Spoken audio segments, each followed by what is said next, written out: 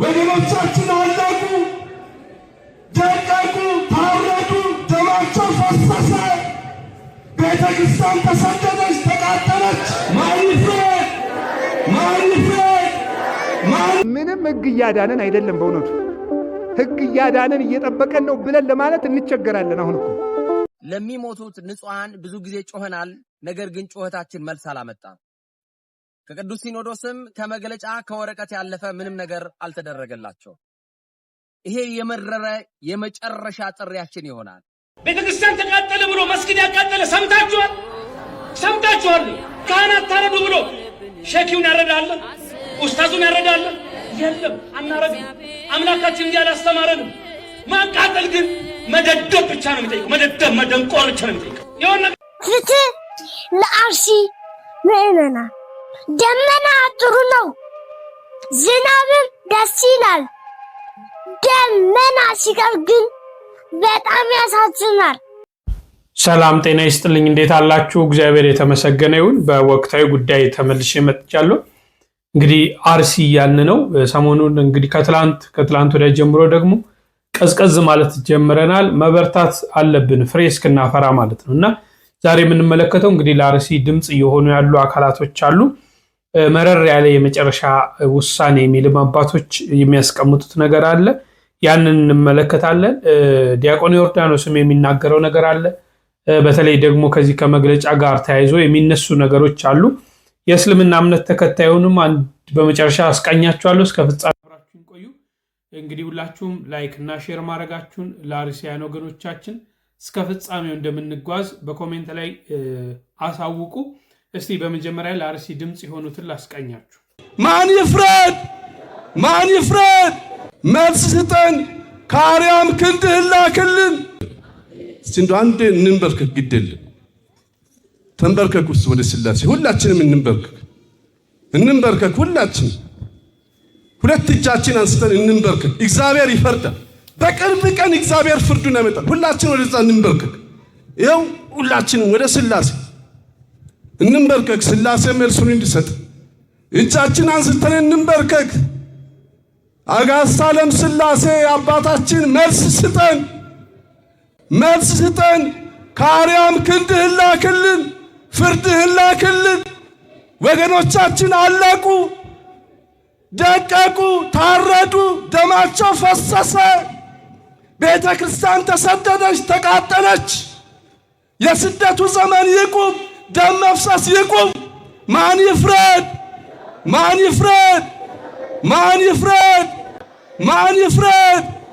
ይሄ አምላክ ይፍረድ። አመስግኑትና ይፍረድ ይሄ አምላክ።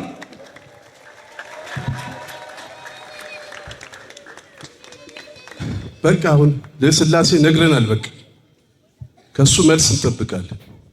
እናምናለን አናምን? መልስ እንደምሰጥ እናምናለን አናምንም? እናምናለን። እዚህ በኋላ ክርስቲያኖች አንድነታችንን ማጥበቅ አለብን። አንድነት በኢትዮጵያም በመላው ዓለም ያሉ ክርስቲያኖች አንድነት ያስፈልጋል፣ ህብረት ያስፈልጋል። ወገኖቻችን ስታረዱ ወዲያውኑ ወደ ቤተ እግዚአብሔር ተሰብስበን ማልቀስ። በቃ ሰውን ክፉ አትናገሩ፣ አትሳደቡ፣ ሐሰትም አትናገሩ፣ ማልቀስ ብቻ። መድኃኔዓለም እንባችንን ያብስልን። አቡነ ዘበሰማያት ለታረደው ዲያቆን ፍትህ ለታረደችው እናቴ ፍትህ ለታረደው ወንድሜ ፍትህ ለኦርቶዶክሳውያን ፍትህ ለኦርቶዶክሳውያን። ኦርቶዶክስ መሆን ወንጀል አይደለም። ኦርቶዶክስ መሆን ወንጀል አይደለም። ሃይማኖት ማንነት የለውም። ሁሉም የሞተው ማንነት አለው። ፍትህ ለአርሲ ኦርቶዶክስ አርሲ የደመሬት ፍትህ ለኦርቶዶክሳውያን ፍትህ ለኦርቶዶክሳውያን። አባቶቻችን 8 ዓመት ሙሉ ዓመት ሙሉ ዝምታው ይበቃል። ልጆቻችሁ ካልሆንን ንገሩን። እኛም ልጅነታችንን እናነሳለን።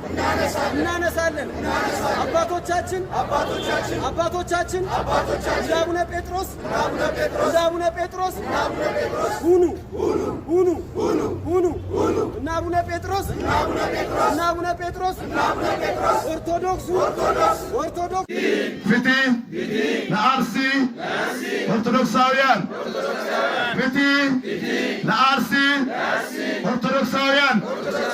ኦርቶዶክሳውያን ላይ የሚደረግ ሞት፣ መግደል ይቁም። ቤተክርስቲያን ማቃጠል፣ የአባቶች ሞት ይቁም።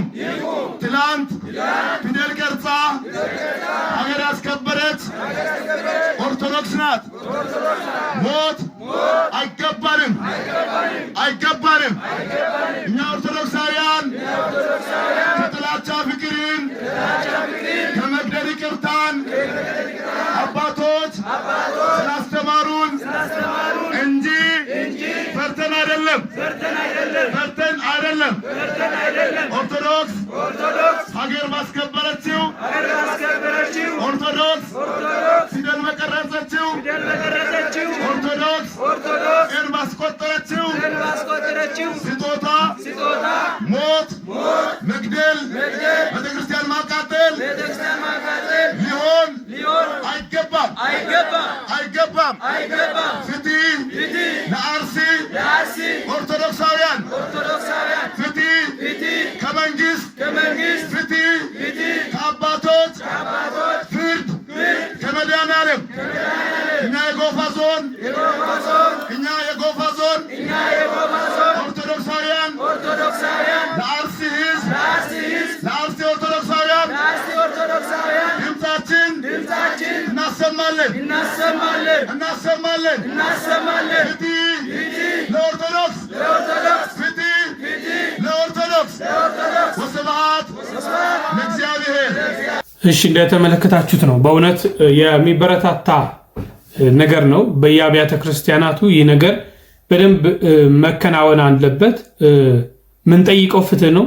ምንጠይቀው ሰላምን ነው። ምንጠይቀው አንሙት አንገደልን ነው። ሌላ ነገር የለምና በተለይ በወላይታ የሀገረ ስብከቱ ስራ አስኪያጅ እንዳያችሁት ተንበርክከው በዚህ በአዲስ አበባ በተለያዩ አድባራት የተለያዩ እንቅስቃሴዎች ተጀምሯል። ባለፈው ቅዳሜ ዕለት በተለይ በባህር ዳር ዩኒቨርሲቲ ውስጥ በጣም ትልቅ ሰላማዊ ሰልፍ ተደርጓል። በአርሲ ብዙ ነገሮችን እየሰማን ነው። እንግዲህ ያሉት የፖሊስ አዛዦች የተለያዩ ሰዎች እየተያዙ ነው።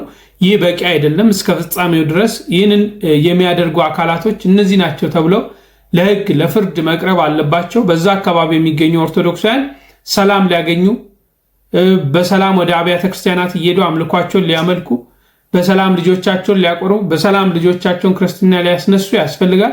የተጎዱ ኦርቶዶክሳውያን፣ ከቀያቸው የተፈናቀሉ፣ ቤታቸው የተቃጠለ ኦርቶዶክሳውያን ደግሞ ወደየ መኖሪያቸው ሊመለሱ ይገባል። ወገኖቻቸው ሞተው አልቀው እነዚህ ስለምን እንደሚሰቃዩ፣ ስለዚህ ፍጻሜውን ማግኘት አለብን ብዬ አስባለሁ።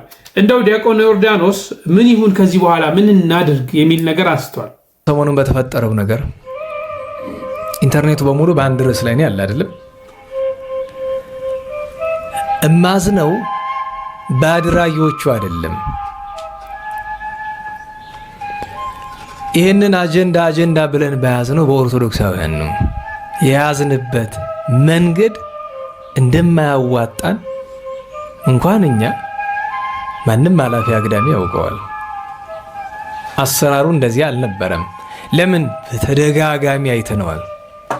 በተደጋጋሚ ሩቅ ሳንሄድ ባለፈው ኅዳር ይሄው ራሱ እዚያው ቦታ ላይ ባለፈው ኅዳር ወሩ እንኳ ተረስቷል አይደል? መቼ እንደተፈጸመ እንኳ ድርጊቱ ተረስቷል። እና የጎደለ ነገር አለ። ሰው የሚንጫጫ በተፈጸመው ድርጊት ነው። እኔ የሚጨንቀኝ ገና ወደፊት የሚሆነው ነው። ያንንማ መልሰን ማስተካከል እንችላለን። እንዴት ዋላችሁ? ፍትህ ፍትህ ይላል። አንደኛ ፍትህ የሚባል ነገር ዓለማችንም አታውቅም። ሲጀመር ነገር ሰው ፍትህ ይላል።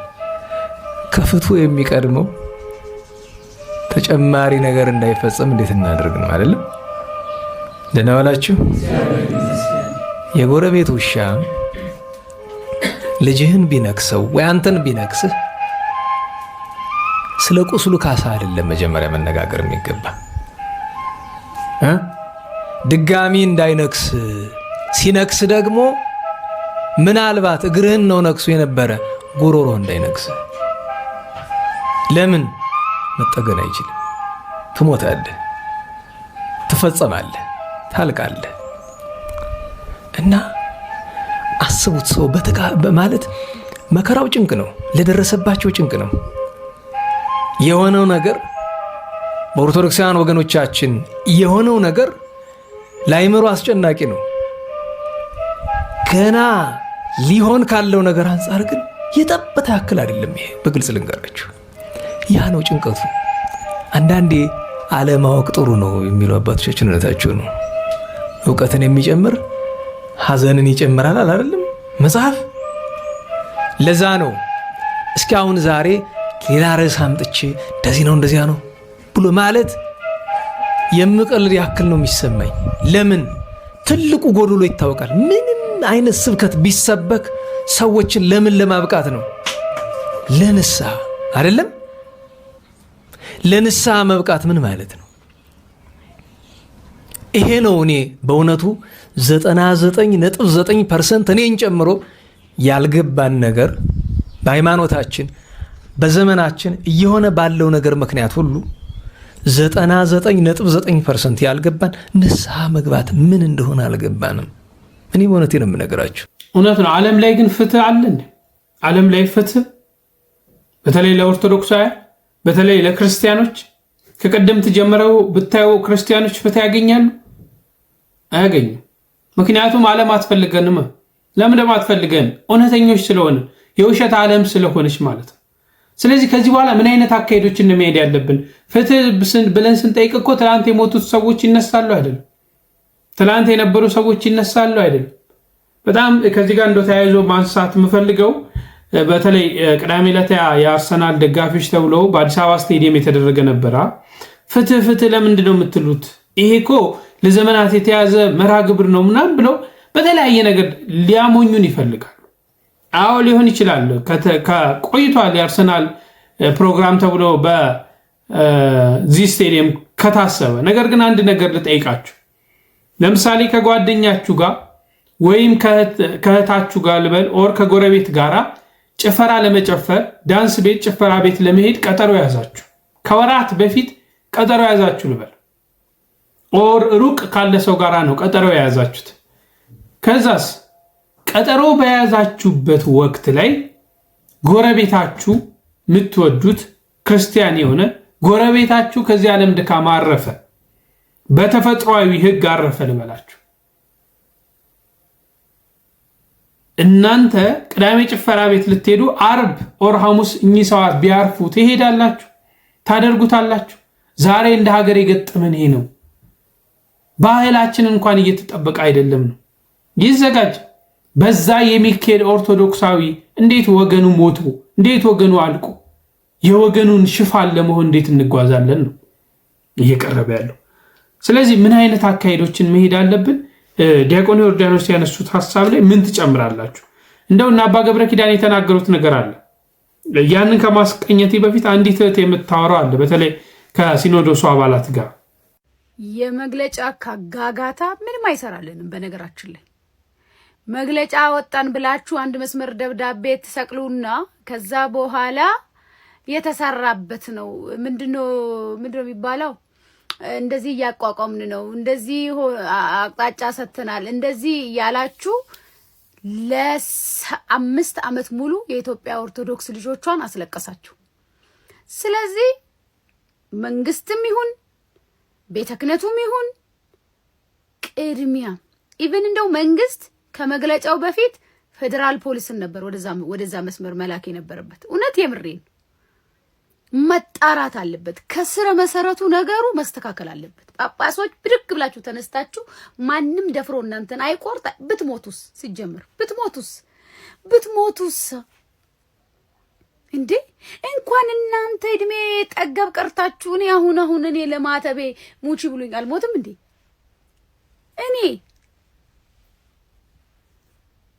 ሄዳችሁ ሻንጎ ይዛችሁ አባገዳን ይዛችሁ ህዝቡን ሰብስባችሁ ችግሩ ምን እንደሆነ ከስረ መሰረቱ አስተካክላችሁ ድጋሚ ክርስቲያን እዛ ምድር ላይ እንዳይፈስ እኛን አስተባብራችሁ የተቃጠለውን ቤተክርስቲያን ስሩ በሉን። እኛ እንሰራለን። ለእናንተ ብለን ሳይሆን ለራሳችን ለትውልዳችን ስንል እንሰራለን። ችግር የለው። ግን አትሸውዱ። በቃ አትሸውዱ። ህዝቡን አትሸውዱ።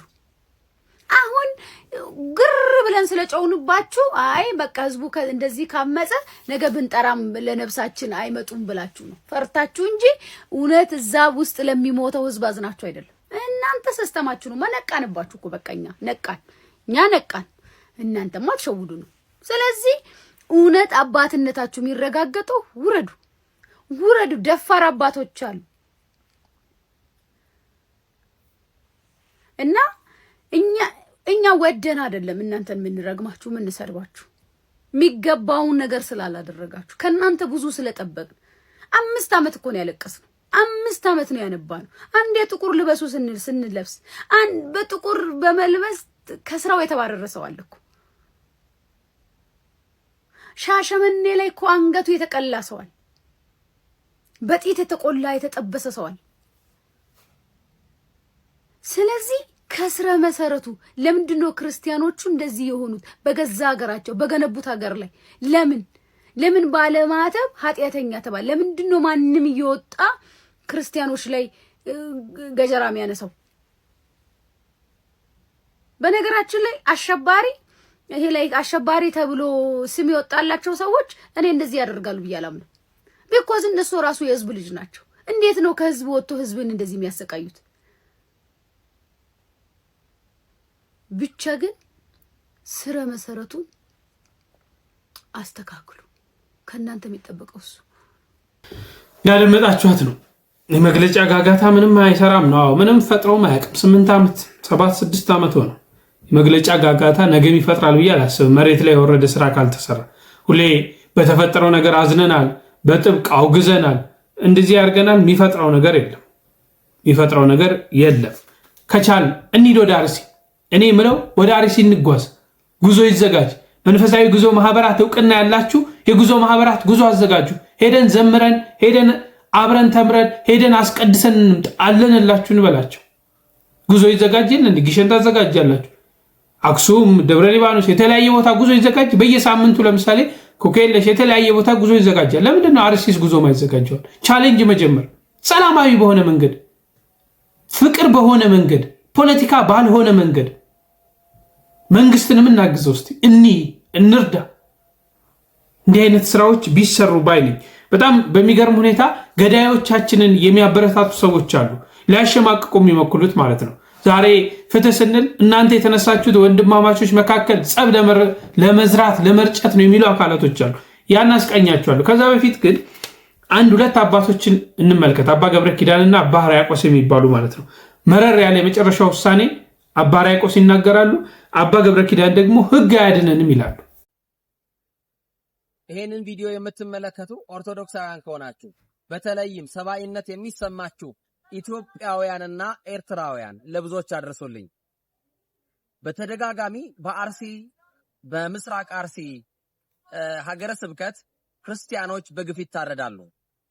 ለሚሞቱት ንጹሃን ብዙ ጊዜ ጮኸናል። ነገር ግን ጩኸታችን መልስ አላመጣም። ከቅዱስ ሲኖዶስም ከመግለጫ ከወረቀት ያለፈ ምንም ነገር አልተደረገላቸው። ስለዚህ ለሚታረዱ ለሚሞቱ ያለ በደላቸው ያለ ጥፋታቸው በሃይማኖታቸው ምክንያት በክርስትናቸው በማህተማቸው ምክንያት እየሞቱ ላሉ ለአርሲ ኦርቶዶክሳውያን ድምጽ ልንሆናቸው ይገባናል። ይሄ የመረረ የመጨረሻ ጥሪያችን ይሆናል። ከዚህ በኋላ መፍትሄ ማናገኝ ከሆነ ግን እኛም እንደ ስጋውያን በስጋ አስተሳሰብ ማድረግ የምንችለውን ሁሉ እናደርጋለን። ስለዚህ ዝምታችን ፍርሃት እንዳልሆነ ሌሎች ሊያውቁት ይገባቸዋል። ማንም የፈለገውንና የመረጠውን ሃይማኖት ማምለክ ነፃነት ሕገ መንግስቱም የሰጠው መብት ነው። እኛ የማንንም መብት እስካልተጋፋን ድረስ የእኛንም ሲገፉብን ደግሞ ያመናል። ስለዚህ ኦርቶዶክሳውያን ይሄንን ኢሰባዊ የሆነ ድርጊት ለሚፈጽሙ ሰዎች እንዲደርስላቸው ሼር አድርጉልኝ። እግዚአብሔር አምላካችን ኢትዮጵያንና ህዝቦቿን ይባርክልን፣ ተዋህዶ ሃይማኖታችንን ይጠብቅልን። ምንም ህግ እያዳነን አይደለም። በእውነቱ ህግ እያዳነን እየጠበቀን ነው ብለን ለማለት እንቸገራለን። አሁን እኮ ህግ ያለበት ሀገር እስከማይመስል ድረስ ሰው ወጥቶ እንዳይገባ እየሆነ እኮ ነው። አሪያ እንደዚህ ከሆነ ህግ አለ ማለት ይቻላል? ሰው ታርዶ አራጁ የማይጠየቅበት ሀገር ሆኗል እኮ። የሚያድነን እንግዲህ ተመልከቱ። የሰዎች ህግ አላድነን ብሏል። በህግ አምላክ እንዲህ አንዲት ሴትዮ እኮ እንዳያለች አሉ። ጃንሆይ ሸሽተዋል ተብለዋል። ጃንሆይ በኃይለ ሥላሴ ጊዜ ነው። በኃይለ ሥላሴ አምላክ ነበር የሚባል ድሮና በኃይለ ሥላሴ አምላክ ብትል በዚያ ደግሞ የደርግ ወታደሮች በደርግ አምላክ እንዳትል ደግሞ የጃንሆይ ወታደሮችም ደግሞ በዚያ አጠገብ ደግሞ አሉ። ኋላ ምን አለች? የድብልቅልቁ ያለ አለች አሉ። በእውነቱ ማለት በማን አምላክ ይባል እኮ አይደረስ እኮ ነው እናንተ። ወዲህ ሲሉት ወዲያ ሲሉት የሚጨበጥ የጠፋበት። ታዲያ ተመልኩ፣ የሰዎች ህግ እያዳነንም እየጠበቀንም ተስፋ እየሆነንም አይደለም። ምን ይሻለናል? ወደ እግዚአብሔር ህግ እንጠቅ። እንደተከታተላችሁትም አዎ፣ ከዚህ በኋላ እኛም እንግዲህ ሰው ነና መግለጫ ተሰጠ፣ ተወገዘ፣ በርካታ ነገር እየተደረገ መጣ። አሁን እኛም ምን ማድረግ አለብን? እንደ ሰውኛ ራሳችንን መከላከል ያስፈልጋል። ሊገል የመጣን መከላከል አለብን። ሊቆርጥ የመጣን ቆርጠ መመለስ አለብን፣ ግድ ስለሆነ። እንደው መምህር ብረታብ በዚህ ላይ ያነሳውን ሐሳብ ወደ መጨረሻ ያመጣላችኋለሁ። ግን ወንድማማች መካከል ጸብ ለመዝራት ለሚፈልጉ የመጽሐፍ ቅዱስን ቃል እያነሱ ሊያሸማቅቁን የሚሞክሯል። አንድ ወንድም እኛም መረጃ አለን ብሎ ያነሳው ሐሳብ አለ። በስመ አብ ወወልድ ወመንፈስ ቅዱስ አሐዱ አምላክ አሜን። አሁን መረጃ ለወገኖቻችን ስናቀብል እንዳትጠፉ እንዳታልቁ ቤተክርስቲያን ፈተናዋ ጋብ እንዲል የሰው ሞት እንዲቀንስ በተለይ የክርስቲያኖች የኦርቶዶክሳውያን ሞት እንዲቀንስ ቤተክርስቲያን መፍረስ መቃጠል እንዲቀር ራሳችሁን አደራጁ፣ ራሳችሁን ተከላከሉ። ለመከላከል በምታደርጉት ነገር ውስጥ ደግሞ ድጋፍ ልንሰጣችሁ እኛ እንችላለን እና እንደዚህ ማድረግ አለብን። ለብዙ ጊዜ በጣም አየነው፣ በተደጋጋሚ ሞከርን፣ የሚረዳን አካል የለም ከቤተ ክህነትም ከቤተ መንግስትም። ስለዚህ ራስን ማደራጀት ብቻ ነው ብቸኛ መፍትሄ ብለን አንዳንድ ሀሳቦችን ስናቀርብ ምን አይነት ነገር ይመጣል? በወንድማማች መካከል ጸብ እየሰራችሁ ነው የሚል ነገር ይመጣል እና መጽሐፍ ቅዱስን አስታከው እኛን ለማሸማቀቅና የምታደርጉት ነገር ትክክል አይደለም ለማለት የሚሞክሩ ሰዎች አሉ። ስለዚህ እንዲህ ተብሎ ተጽፏል ስትሉ እንዲህ ተብሎ ደግሞ ተጽፏል ብለን ልንመልስላችሁ ግድ ይላል። እናንተ የሰው ሞት አይደለም የሚጨንቃችሁ እንደዚህ የምትሉ ሰዎች። የሰው ልጅ ጊዜው ሲደርስ በጊዜ ሞቱ ይሞታል። ማንም ሰው የሚቀር የለም። ግን እንደ ቤተ ክርስቲያን እንደ ታርጌት ተደርጎና ተለይቶ እንትን ስለሆንክ ተብሎ ሲገደል ፌር አይደለም፣ በጭራሽ ፌር አይደለም። ደግሞ ገዳዮቹም አንድ አይነት ናቸው። ችግሩ እሱ ነው። ገዳዮቹ አንድ አይነት ናቸውና እነዛው ሰዎች እየገደሉ ለምን እነዚህ ገደሉ ትላላችሁ ማለት በጣም ነው የሚያሳዝነው። ለገዳይ ተቆርቆሮ መናገር በጣም ነው የሚያሳዝነው። አሁንም ቢሆን ማወቅ ያለባችሁ የሚገደል ሰው ሁል ጊዜ እየተገደለ ሊኖር አይችልም። መደራጀት አለበት፣ ራሱን መከላከል አለበት። ይሄ ተፈጥሯዊም ነው መንፈሳዊም ነው። ምንም ጥያቄ ውስጥ የሚገባ ጉዳይ አይደለም። በሎጂክም በሳይንስም በመንፈሳዊም ብታዩት እንደ ሰውም ብታዩት ግዴታ ነው። ሄዶ ከመሬት ተነስቶ አያጥቃ እንጂ ሲጠቃ መከላከል ግዴታውና ይሄ መደረግ አለበት፣ እየተሰራበት እና የምታነሱት ጥቅስ ለማንሳት ነው። በመጽሐፈ ምሳሌ ምዕራፍ 6 ቁጥር 16 ላይ እግዚአብሔር የሚጠላቸው 7 ነገሮች አሉ፣ 6 ነገሮች አሉ፣ 7ንም ነፍሱ አጥብቃ ትጸየፈዋለች ይልና 7ኛው ምንድነው ሲባል እግዚአብሔር ነፍሱ አጥብቃ የምትጸየፈው ምንድነው ሲባል በወንድማማች መካከል ጸብን የሚዘራ ብለው አታክ ሊያደርጉ ይፈልጋሉ። አሁን እዛ የሚያጠቁት ማን እንደሆኑ የታወቁ እኮ ናቸው። ምንም ወደዛ ወደዚህ የምናስተቃቅፈው ነገር የለም። እንትናና እንትና ናቸው ወይ ደግሞ እንትና ነው የሚባል ነገር የለም። የታወቀ ነው ማን ጥቃት እንደሚያደርስ። የኢትዮጵያን አንድነትና የቤተ ክርስቲያንን ሰላም የማይፈልገው ማን እንደሆነ የታወቀ ነው እና ምንም ከእንትና ጋር ተባብረው ነው ለዚህ ብለው ነው እንደዚህ ያደረጉት የሚባል የለም። ለእንትን ስለተፈጠረ ወይም እንደዚህ ስለሆነን ወይ እድገታችንን ሊያደናቅፉ ወይ ምርጫውን ሊያደናቅፉ እንደዚህ የሚባል ነገር የለም። ዛሬ እኮ ምርጫው ዕለት አይደለም ግድያ የተጀመረው እኮ ኢትዮጵያ እኮ ዛሬ ስታድግ አይደለም እኮ አደገች አይደለም ሲጀመር ግን አደገች ካላችሁ እንኳን ልክ ስታድግ እኮ አይደለም ይሄ ነገር የተጀመረው። ከተጀመረች ጀምሮ እኮ ተለይቶ ቤተክርስቲያንና ኦርቶዶክሳውያን ሲጠቁ ነበር። ስለዚህ የሚለው ቃሉ ምንድነው? መጽሐፈ ምሳሌ ምዕራፍ 6 ቁጥር 16 ላይ እግዚአብሔር የሚጠላቸው 6 ነገሮች ናቸው፣ 7ንም ነፍሱ አጥብቃ ትጸየፈዋለች። ትዕቢተኛ ዓይን፣ ሐሰተኛ ምላስ፣ ንጹህ ደም የምታፈስ እጅ። አንብባችሁታል ይሄንን ነው? መጨረሻ ላይ ያለውን በወንድማማች መካከል ጸብ የሚዘራ ብቻ ነው የሚታያችሁ። ንጹህ ደም የምታፈስ እጅ፣ ክፉ ሐሳብ የሚያበቅል ልብ፣ ወደ ክፉ የምትሮጥ እግር፣ በሐሰት የሚናገር ሐሰተኛ ምስክር፣ በወንድማማች መካከል ጸብን የሚዘራ ይላል። ስለዚህ እኛ የምናቀርበው መረጃ በዚህ በኩል እየመጡባችሁ ነው። አሩሲ በዚህ ጋር እየመጡ ነው። በደንብ ባሰላ በኩል እየመጡ ነው። ደግሞ ዝቋላ ላይ በዚህ በኩል እየገቡ ነው። ራሳችሁን አደራጁ ተገላከሉ ስንል በወንድማማች መካከል ጸብ እየዘራን ነው። እናንተ ግን ሄዳችሁ ስታርዱ ደግሞ ንጹህ ደም ስታፈሱ ጽድቅ ነው ለእናንተ፣ በእርግጥ ጽድቅ ነው ብላችኋል። ነገር ግን መጽሐፍ ቅዱስ ደግሞ እንደዚህ ተብሎ እንደተጻፈ ደግሞ እንደዚህ ደግሞ ተብሎ ተጽፏል።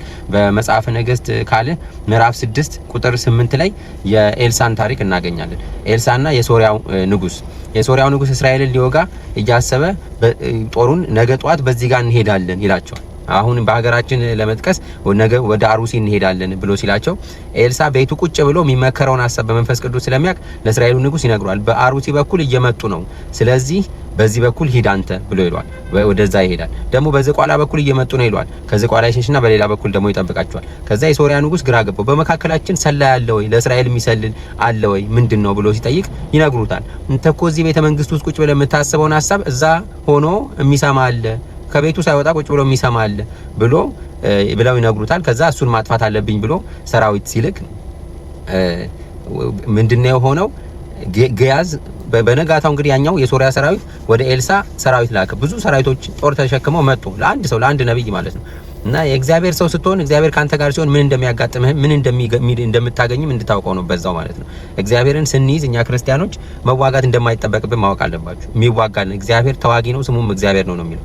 ስለዚህ ምንድነው የሆነው? ጦር ሰብስቦ መጥቶ በኤልሳ ቤት አጠገብ ሰፈረ፣ በጠዋት ማለት ነው። ከዛ ገያዝ ሲወጣ ከእልፍኙ ዙሪያውን በሶሪያ ሰራዊት ተከቧል የኤልሳ ቤት። ከዛ ሮጦ ገብቶ ለኤልሳ ነገረው። አረ ጠላት ከቦናል፣ የሶሪያ ሰራዊት ጠቅላላ ውጪ ተሰልፏል አለ። ከዛ ኤልሳ ወጣና አያቸው። ከዛ ምንድነው ያለው?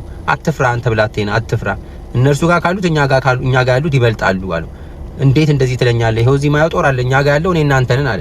የዚህ ጊዜ ኤልሳ ጸለየ ወደ እግዚአብሔር። የዚህን ብላቴና አይኖች ግለጣል። ሲገለጥ አይኑ ዙሪያውን ተራራውን የእግዚአብሔር ሰራዊት ሰይፍ ይዘው የሳት ሰይፍ ይዘው የእግዚአብሔር መንፈስ ሰራዊት መላእክት ከበው ቆመው ነበር እዛ ላይ። እና ሲያያቸው ቁጥራቸው ይሄ ነው የሚባል አይደል። የዛ ጊዜ ተረጋጋ ገያዝ። ከዛ ኤልሳ ምንድነው ያለው? ወደ እግዚአብሔር ጸለየ። የዚህን ሰራዊት አይነ ልቦናውን አሳውራል። ከዛ ኤልሳ ተናገረ። የዚህን ሰራዊት አይነ ልቦናውን አሳውራል። አይነ ልቦናቸው ተሰወረ፣ ያያሉ ግን አዩም። ከዛ ምንድነው ያላቸው? ኑ ላሳያችሁ፣ ኤልሳ ያለበትን ኑ ላሳያችሁ ብሎ እየነዳ ወስዶ የእስራኤል ሰራዊት መካከል ቁጭ አደረጋቸው። ከዛ በኋላ አይናቸውን መልሳለ። አይናቸው ሲከፈት ሲያዩ የት ነው ያሉት?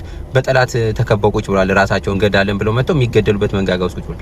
ከዛ በኋላ የእስራኤል ንጉስ ምንድነው ያለው? ኤልሳን ላጥፋቸው እባክህ ፍቀድልኝ፣ እዚህ ድረስ አመጣልኝ ማለት ነው። እንዳትነካሉ፣ ተዋክተህ በጉልበትህ በጦርህ አይደለም የማረካቸው፣ እኔ ነኝ ደንዝዘው እዚህ ድረስ እንዲመጡ ያደረኩት። ስለዚህ አብልታ አጠጥተህ ተሸኛቸዋል። ምኒልክ ጣይቱ ያደረጉትን ታስተውላላችሁ አይደል? ምን አይነት መንፈሳዊ ተዋጊዎች እንደሆኑ እንድታውቁ ነው። ጠላት ሲያዝ ሲማረክ እንዳትነኩ ብለው ከወታደሩ መቅኖን ላይ ከወታደሩ ምግብ ቀንሰው ለጠላት አብልተው ነው የሚመልሱት። ምርኮኛ አይገደልም በሀገራችን ስርዓት። እንኳን ሕፃን ልጅ የታቀፈች እናት፣ እንኳን ያረገዘች እናት፣ እንኳን ቤተሰቡን የሚጠብቅ ደካማ አባወራ አይደለም ምርኮኛ ሊወጋህ የመጣ ጠላት አይገደልም በሀገራችን። ምን አይነት ባህል ምን አይነት ስርዓት እንዳመጣችሁ እንዲምታደርጉ ሰዎች እናውቃለን። እና የአጼዎቹ ጊዜ አይመለስም የምትሉት እንግዲህ የአጼዎቹ ጊዜ ይሄ ነው። ለምርኮኛ ሊወጋን ለመጣ ለጠላት የሚራራ ጊዜ እንጂ እንደዚህ ከማህፀን ሽል እያወጣ ቀዶ የሚጥል አይደለም። እና ያ ጊዜ አይመለስም፣ መሆን ያለበት ይሄ ነው እያልክ ትላለህ ማለት ነው። ያ የርህራ የደግነት ጊዜ ይቆጭሃል። ለምን ተፈጠረ ትላለህ። እንደዛ አድርገህ አብልተህ ሸኛለሁ፣ አብልቶ ሸኘ። ያንን ተምረው የኛ ነገስታቶች ጠላት ምርኮኛ ሲመጣ በሬ አርደው በሌላቸው በሬ አርደው ምርኮኛ አብልተው ይሰዳሉ። አሁን ዋናው ነገር ይሄንን ላነሳ የሞከርኩት ምንድነው? ኤልሳ የእግዚአብሔር ሰው ነው። ቁጭ ብሎ ጠላት የሚመጣበትን አቅጣጫ ለእስራኤል ንጉስ ይነግራል። በዚህ በኩል እየመጣ ነው ሽሽ፣ በዚህ በኩል እየመጣ ነው አምልጥ፣ እንደዚህ አድርግ፣ በዚህ በኩል ገብተህ ተዋጋ፣ ድል ታገኛለህ እያለ ይመክረዋል ማለት። ስለዚህ አሁንም እኛ ለወገኖቻችን፣ ለክርስቶስ ተከታዮች፣ ለክርስቲያኖች፣ ለእውነተኛ ሀገር ወዳዶች፣ ለኢትዮጵያውያን ጠላት ሲመጣ የኢትዮጵያዊ ሆነ ግን የእንግዴ ልጅ ያልሆነ ማለት ነው ጠላት እንደዛ አድርጎ የኢትዮጵያውያን ባህልና ስርዓት ውጭ የሆነ ነፍስ የማጥፋት ሴራውን እናጋልጣለን። በያለንበት የምትመጡበትን የምትገቡበትን የምትወጡበትን እንናገራለን። ያ ብቻ አይደለም።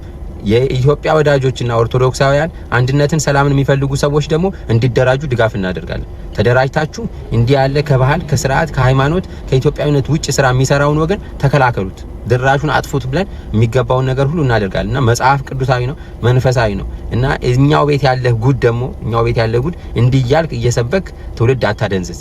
አንተ ቁጭ ብለህ መግለጫ ማውጣት ነው ያንተ ስራ። መግለጫ ምንም አይከብድም። የወገን ደም ሲፈስ ግን ምንም አይመስልም። ስለዚህ አንተ በየጊዜው የምትጽፈው መግለጫ ወይ ስክሪፕቶ ቀለም ስላለቀበው ወይ ወረቀት ስላለቀብ ነው እንደዚህ አትናገሩ የምትለው። ስለዚህ ስነ ስርዓት ያዙ። እኛው ውስጥ ያላችሁ ስነ ስርዓት ያዙ። ወገኖች ይደራጁ፣ ራሳቸውን ይከላከሉ ለማለት ነው።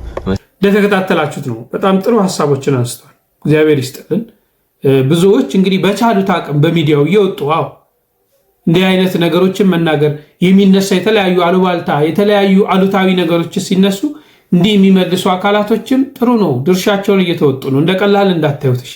በዚህ በሚዲያ የሚደረገውን ነገር እንደቀላል መመልከት ጥሩ አይደለም። መጨረሻ ወደ መምህራኖቹ አልፋለሁ። ምረታብ የተናገረውን የተለያዩ መምህራን የተናገሩትን እንመለከታለን። ከዛ በፊት ግን አንድ የእስልምና እምነት ተከታይ ኡስታዝ ነው ላስቃኛችሁ። እሱ ምንድነው በእስልምናው ላይ ሐሳብ ለመስጠት ፈልጌ ሳይሆን አንድ ነገር ማለት ፈልጋለሁ። ሁለት አካል ነው ያለው። ግማሹ ትጠፋላችሁ ይላል፣ ቀና ብላችሁ አትሄዱ፣ ታፍራላችሁ፣ እኛ ተቆጣጥረናችኋል ይላል ግማሹ የእስልምና እምነት ተከታይ። እንግዲህ በዚህ ሚዲያ የምትመለከቱት ነው። ግማሹ ደግሞ ልክ እንደ ሰው ሰብአዊነት የተሞላ ቃል ይናገራል። የቱን ማመን እንዳለብን የቱን መቀበል እንዳለብን ባላውቅም የሚሉትን ስሙ። የሰው ልጆች ደም ረከሰ፣ የሰው ልጅ ህይወት ረከሰ። የሆነ ሀገር ላይ በጅምላ በቦምብ ይጨፈጨፋሉ፣ በሆነ ሀገር ላይ በእሳት፣ በሆነ ሀገር ላይ በሆነ ለጥቂት ለርካሽ የፖለቲካ ፍላጎት ተብሎ እዛም እዚህም ሰዎች ሲሞቱ ይታያል። እየቀነሰም አይደለም እየጨመረ እየሄደ ነው ያለው። በዚህን ሰዓት እንደ ሰው ቆመን በጋራ ማውገዝ፣ እንዴት ነው ይህ ነገር መቆም ያለበት ብለን መምከር፣ ዘግናኝነቱን ጸያፍነቱን ሁላችንም ተረድተን እኩል ካልጮህን መጠየቅ ያለበት አካል እንዲጠየቅ ካላደረገን የሆነ መንደር ሰው ሲገደል ጮህን የሆነ መንደር ሲገደል የምንስቅ ወይ ዝም የምንል ከሆነ ፍትሃዊም አይደለም፣ ዘላቂ መፍትሄም ሊያመጣ የሚችል ነገር አይደለም። በተለይ በሀገራችን ከቅርብ ዓመታት ወዲህ ይህ ነገር እየበዛ እየሄደ ነው ያለው። ከሌላ ሀገር መጥቶ አይደለም እየገደለን ያለው፣ እርስ በርሳችን ነው እየተገዳደልን ያለ ነው። የሆነ ጊዜ ዘር ለይተን፣ የሆነ ጊዜ ሃይማኖት ለይተን፣ የሆነ ጊዜ መንደር ሰፈር ለይተን ያ ነገር እኔ ጋር ዛሬ ላለመምጣቱ ምን ዋስትና አለኝ? ራሳችንን መጠየቅ ያለብን ይህ ነው። እዛ ሰፈር የተቀጣጠለው እሳት እዚህ ላለመድረሱ ምን ዋስትና አለን? በዚህን ሰዓት ስሜትን መከተል ሳይሆን ቆም ብሎ ይህ ነገር ከስር መሰረቱ እንዴት ነው መቆም የሚችለው? ማን ምን ኃላፊነት መውሰድ መቻል አለበት? ከሆነ ጦርነት አዙሪት ስንወጣ ሌላ ጦርነት አዙሪት ውስጥ እንገባለን። ሀገር እንደ ሀገር ሰላም ሰፍኖባት ትውልድ ተረጋግቶ እንዲሰራ እንድማር ሀገርን እንዲረከብ እንዴት ነው ማድረግ የምንችለው? የመጀመሪያ ትልቁ ነገር ለሰው ልጅ ክብር መሰጠት መቻል አለበት። ሰዎች በእምነታቸው ምክንያት ሊጠቁ አይገባም። ማንም በማንም ላይ በእምነት ምክንያት መብት የለውም። ማስገደድ አይችልም። ማንም ሰው ማመን መብቱ ነው፣ መክፈር መብቱ ነው። ጠያቂ አላህ Subhanahu Wa Ta'ala አለው። አንተ ግን ምንድነው ወማ عليك الا البلاغ። ይሄ ነው እስልምና መሪ ላ ኢክራሃ ፊ ዲን። የሚሞተው ሙስሊም ይሁን የሚሞተው ክርስቲያን ይሁን ዘሩ ያ ይሁን ይሁን አይደለም መጠየቅ ያለበት ሰው መሆኑ ብቻ በቂ ነው። በእስልምና እኮ ሰው አይደለም እንስሳት እንኳን ያለ አግባብ መገደል እንደሌለባቸው የሚደነግግ ዲን ነው ዲናችን። እንዴት ነው ቤተ እምነቶች የሚጠቁት? አላህ በቁርአን እኮ ولولا دفع الله الناس بعضهم ببعض لهدمت صوامع وبيع وصلوات ومساجد يذكر فيها اسم الله كثيرا ይላል። ቤተ እምነቶች የአይሁድ ምኩራቦች የክርስቲያኖች ቤተ ክርስቲያን መስጂዶች መነካት እንደሌለባቸው ነው አላህ የሚነግረን። صوامع ገዳማት وبيع وصلوات ومساجد የተለያዩ ቤተ እምነቶች የየራሳቸው ስያሜ ያላቸው ማምለኪያ ስፍራ አላቸው። እነዚህ ማምለኪያ ቦታዎች መነካት እንደሌለባቸው ነው አላህ Subhanahu Wa Ta'ala የሚነግረን። በጦርነት መሃል እንኳን ሆኖ ረሱል አለይሂ ሰላቱ ወሰለም ቤተ እምነቶች እንዳይነኩ፣ ቀሳውስቶች እንዳይነኩ፣ አረጋውያን እንዳይነኩ፣ ሴቶች እንዳይነኩ፣ ህፃናት እንዳይነኩ፣ ሰብሎች እንዳይነኩ ነበር ነብዩ አለይሂ ሰላቱ ወሰለም መመሪያ ሲሰጡ የነበሩት። ከጠላት ጋር ጦርነት እንኳን ኦፕን የሆነ ወር ግልጽ የሆነ ጦርነት በሚደረግበት ሰዓት እንኳን ሳይቀር ማለት ነው። አዩ አልአህባ እነዚህ ጭካኔ የተሞላበት ሰዎች ይሄ ሰውን መግደል የሰው ህይወትን የሚያወጡ ሰዎች ከሰውነት ሲወጡ ሰይጣናዊ ባህሪን በተላበሱበት ሰዓት ነው እንጆይ የሚያደርጉት እንጂ ሰዋዊ ስሜት ርህራሄ ውስጣቸው ቢኖር ሰው ነገር እንኳን ሰው አይደለም እንስሳትን ለመግደል እንኳን አይጨክንም። ለስጋ ምናርዳት በግ እኮ ታሳዝነናለች አይናችንን ስታይና አይደል እንዴ? እንዴት ይሄ ክቡር የሆነን የሰው ልጅን አላህ Subhanahu Wa Ta'ala አክብሮት ችሮት በእጁ የፈጠረን ፍጡርን መግደል አይደፍርም። ጭካኔ የተሞላበት አረመኔያዊነት የተጠናወተው ካልሆነ በስተቀር ማለት ነው። ከየት ነው ወጣው እነዚህ ሰዎች? ከኛው ከራሳችን የኛው ምሳሌዎች ናቸው። ከሌላ ሀገር ከሌላ ፕላኔት አይደለም የመጡት። እየተላመድነው ይሄንን ያለ ነው። አንድ ሰው ሲገደል እንደነግጥ ነበር።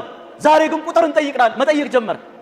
በቁጥሩ ልክ ነው ሀዘናችን ትንሽ ከፍ የሚለው ወይ በአገዳደል ሁኔታ። መቼ ነው እንዲህ አይነት ጸይፍ የሆነ ተግባርን ጭካኔ የተሞላበትን ነገርን እንድንለማመድ የተደረግነው? ኢዘን አዩሀል አህባ ዛሬም እናወግዛለን። ትናንትም ስናወግዝ ነበር፣ ነገም እናወግዛለን። ለየትኛውም የፖለቲካ ፍጆታ ሊውል አይገባም። ጉዳይ መንደር ለይተን ማልቀስ፣ ሰፈር ለይተን ማልቀስ፣ ብሔር ለይተን ማልቀስ፣ ሃይማኖት ለይተን ማልቀስ አይዋጣም።